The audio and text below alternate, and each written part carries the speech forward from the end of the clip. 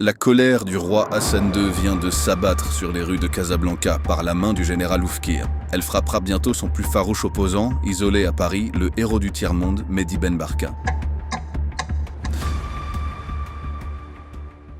1965 est une année faste dans la carrière d'Oufkir. Il est au sommet de sa toute-puissance. Il a été un officier obéissant pour ses supérieurs, en témoignent les accolades reçues à la guerre.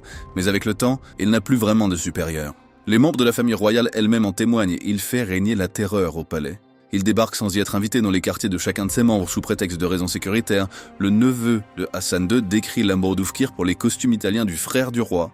Un jour, il est même venu se servir dans sa garde-robe. Personne ne l'en aurait empêché.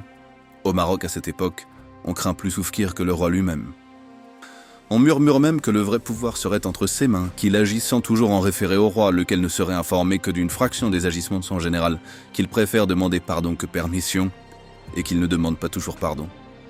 On comprend bien vite l'inquiétude d'Hassan II lorsque ce dernier lui suggéra d'abattre l'avion du colonel Kadhafi.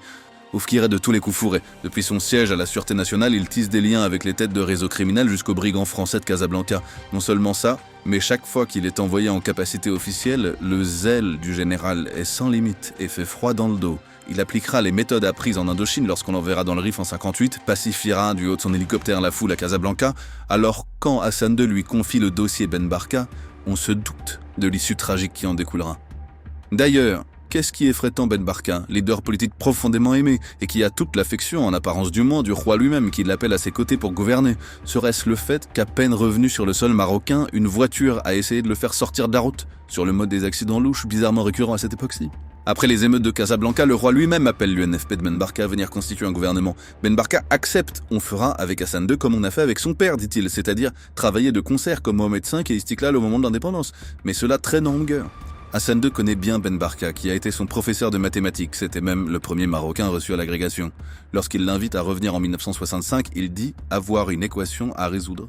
Mais Ben Barka n'arrive pas à réconcilier les calendriers de leaders du mouvement tricontinental Afrique, Asie, Amérique latine avec littéralement Mao et le Che et son retour auprès du roi. Qui va venir inquiéter le roi sur ses délais et ses tractations de Ben Barka?